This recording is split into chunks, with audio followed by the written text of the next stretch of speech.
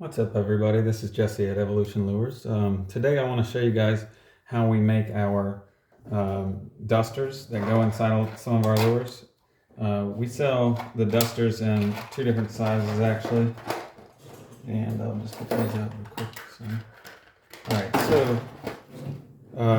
So what we have here is our pack of medium-sized dusters, but we also sell the small ones as well for a more traditional size. And what you'll need is 1 or 2 colors of Mylar. We sell these Mylar packs as 10 packs on our website in just about every color. And I've pre-cut. In this case, I'm going to do a light blue and a gold strip. And so what else you'll need is, this is 8-pound test regular monofilament fishing line. You don't have to have super glue, but it's helpful. And then you'll need, this is just some double-sided tape, and I believe it's 1/8 or 1/4. So what you'll do is you'll pull out your strip of Mylar, and then you just take, when you look at the Mylar, you'll have a thin area and a thick area for the collar.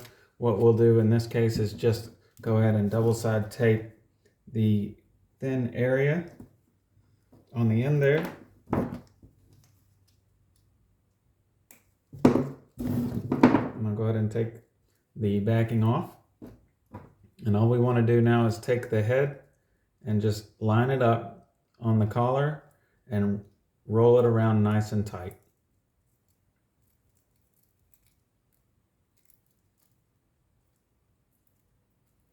You want to try to get that as in line as possible. Now next, I've gone ahead and taken this, I'm going to use as side colors, I'm going to actually use 3, you'll see there's like 3 little strips here, and I've pre-cut these. And so I'm going to just pull off 2 sets of 3. And now they've already been taped, so I'm just gonna take the piece, and I like to put it on the seam so it actually closes it up even more, where the Mylar ends. You can just wrap it over, and then what you want to do is you look down the head and line up the other side. So what you end up with is a nice blue color with a yellow stripe in it. And now what we want to do is put our fishing line on there to secure it. So what I like to do, because this stuff's a little unwieldy, I usually take the tag end, pull about an inch out, a couple inches out, make a loop, and now I twist 1, 2, 3, 4. And then what I'm going to do is actually hold that, and then I'll put that on the head. It's easier to do it upside down, just like this. So now I've pinched where I've twisted the fishing line onto the head, and I've got everything lined up and ready to wrap. And I don't know if you can see that in the video, but it's right there against it. So now what I want to do is I'm just going to take the fishing line in my hand, and I'm going to pull it around, and now I can start pulling tight against the back side. You can see the fishing line is against my fingers, and I'm going to start wrapping close to, slowly, but not too tight yet. I'm going to wrap 2 or 3 times around, as close to the back of the foot as possible. And what will happen is as you wrap it on there, you can now probably get a little bit better grip if you don't have one.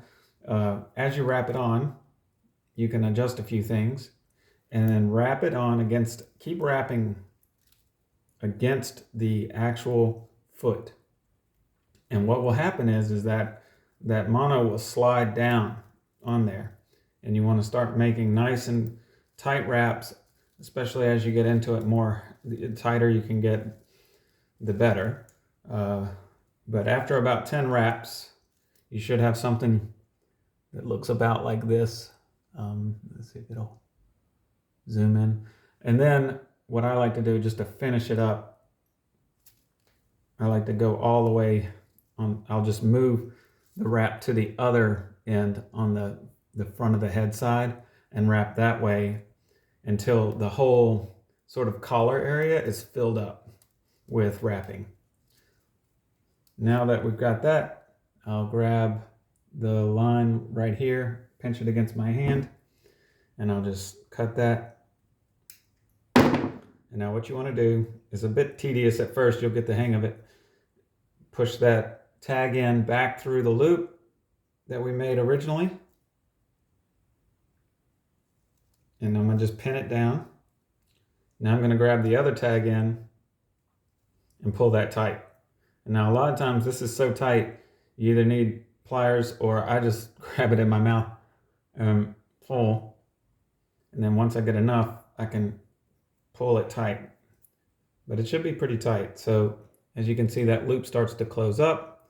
And now you have a really solid tie-on for that head, and it's low profile.